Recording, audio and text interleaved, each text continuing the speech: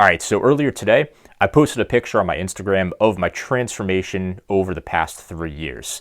And it got me thinking, there's a lot that I've learned, and there's a lot that's changed in the way that I train, the way that I think, and the way that I program over this span.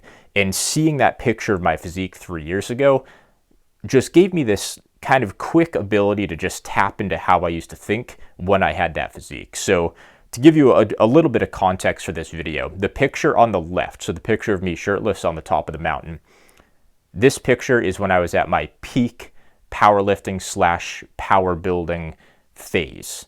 The picture on the right is me a couple days ago. And of course, it's a night and day difference. And there's a few different conclusions that I've come to about training. There's a few different realizations that I've had over this time. To say a few is an understatement. My training philosophy has changed entirely, and I think it's pretty obvious why. I think it's pretty clear. And the way that I see this physique transformation is, it's not just a transformation in my physique, it's a piece of evidence that my mindset and the knowledge that I have has increased substantially, and that reflects itself in my body.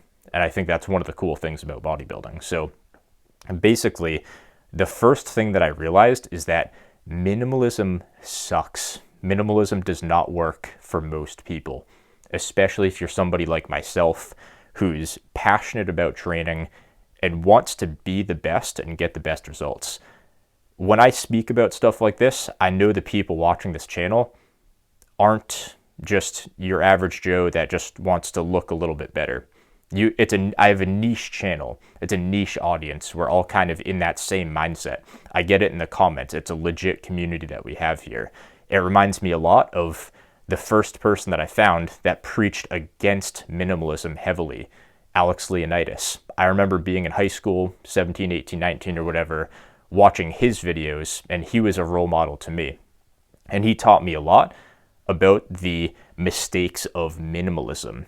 And sure enough, for myself, as you can tell, I couldn't follow that advice forever because I was brainwashed into my own dogmatic viewpoints. And guess what? He was right the whole time. I learned the hard way. He taught me a lot about the first couple of years of my training, and I learned so much from his videos. And breaking away from his philosophy against minimalism led me to realize firsthand he was right the whole time. And I think it cemented my viewpoint. That's why I am so far against minimalistic training for hypertrophy. I'm not a maximalist, but I'm an anti-minimalist, that's for sure. You can't get away with it, and I didn't. So the example that I want to use today is my physique. Let's look at my training when I had this physique on the left, that shirtless physique.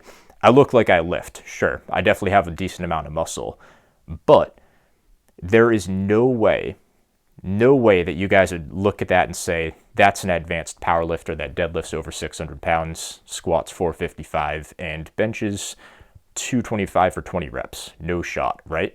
You would think that those numbers are correlated with a very strong person, a very big person. But what I'm realizing is that it was the minimalism, not necessarily in my training, because I'd never truly followed a minimalist program. I had a minimalist mindset. So this is the issue, is you on paper, you can follow a non-minimalist normal program, but if your mindset isn't there to develop your entire physique and take the entire program seriously, you're not going to get the right results. Just because on paper I had accessory work, that doesn't guarantee me anything. The best way that I could describe my mindset back then is on a push day, I would bench. I'd go in and bench, and that's always first every single time. I'm chasing strength on bench. And then every lift I do, it doesn't matter what I'm doing, my eyes are glued to the bench. And of course, they're not actually. This is just an analogy. But I could move on to any lift, and I'm just looking over at the bench, just not focused on what I'm doing at all. It's like we've all seen those guys that like they see a girl they like and they just like can't pay attention to you anymore, and you're like, oh, this guy's distracted. So basically, that's the analogy I'm trying to use. My mind was never in anything else. So what did I do? Sure enough, I achieved these advanced numbers. Got a cat hair in my mouth. There's cat hairs flying around all around me, even though they don't come in the basement. But let me get back on track here. Minimalism will fail you. And I don't say that lightly. Minimalism failed me. I'm just going to ask you, and I want you to ask this to yourselves. Would you want to risk becoming an advanced powerlifter and have your physique look like my physique on the left?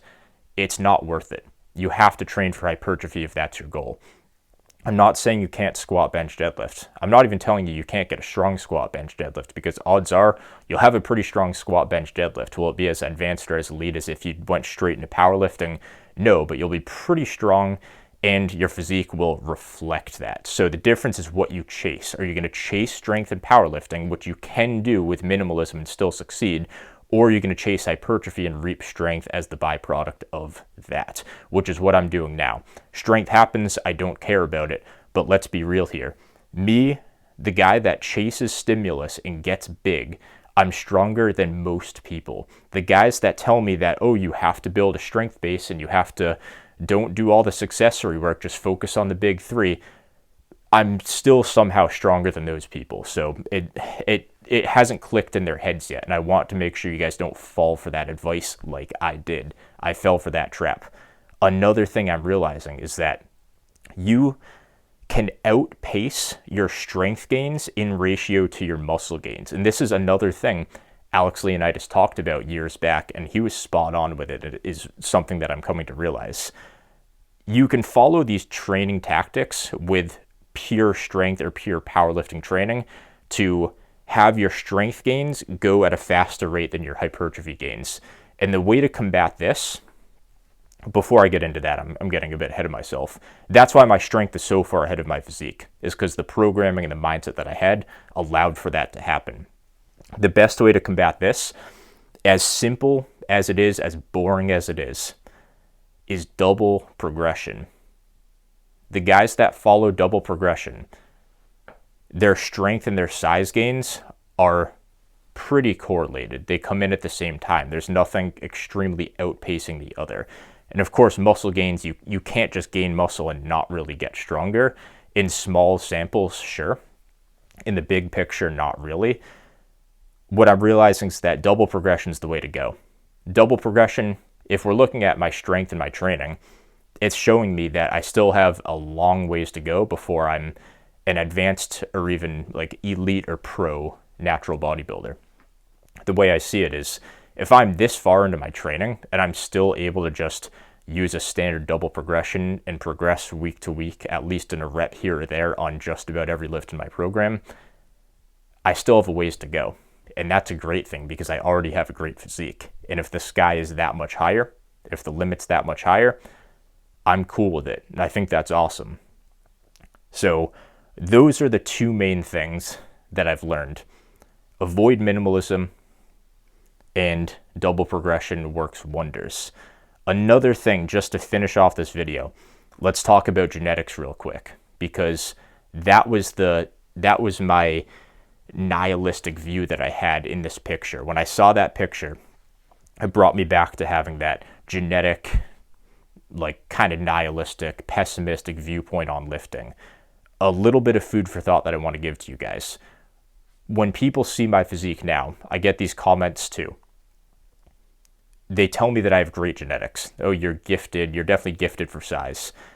Would someone that's gifted for size or gifted for bodybuilding in terms of genetics be able to become an advanced powerlifter and hit a 1400 total and not respond in terms of physique? I don't think so. Am I saying I have bad genetics? No, I don't think I have bad genetics because I have a pretty good physique now. What I'm trying to say is I think I have normal genetics. The guys that can follow the minimalist programs, the minimalist advice, and get away with it are the people with good genetics. That's how these weird versions of power building became so popular in the mid to late 2010s.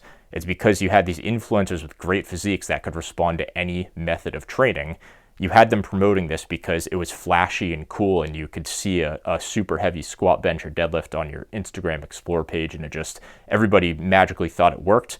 In reality, those people could respond to anything. So basically the way I see it is avoid minimalism, don't worry about your genetics, follow double progression. Those three things help me a ton. I hope they help you guys too.